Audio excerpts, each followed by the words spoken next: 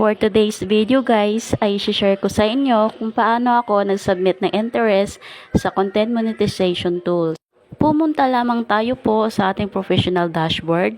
Pindutin ang professional dashboard. Scroll down at makikita natin ang monetization. Pag nakita na ang monetization, pindutin ang see all.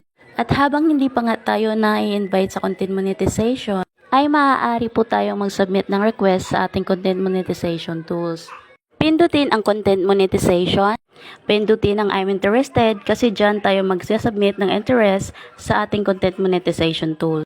Pindutin lamang ang box at dyan natin nilalagay ang ating ginawang liham para sa content monetization beta. Mas maganda nga po pag kayo ay magsasubmit ng inyong interest sa content monetization tools, ay mas maganda nga pong i-type muna natin ang ating mga sasabihin sa ating messenger. Para po pag nag-submit tayo, ay hindi na po tayo mahihirapang mag-type. Dahil ikakopy na lang po natin ang ating ginawa sa messenger at ipipaste dito sa box. Pag nakapipaste nyo na po at okay na, ay maaari nyo na pong pindutin ang submit interest. At ito na po ang lalabas, interest submitted. Kung nasatisfied kayo sa aking paliwanag, maaari po bang paki-like and share?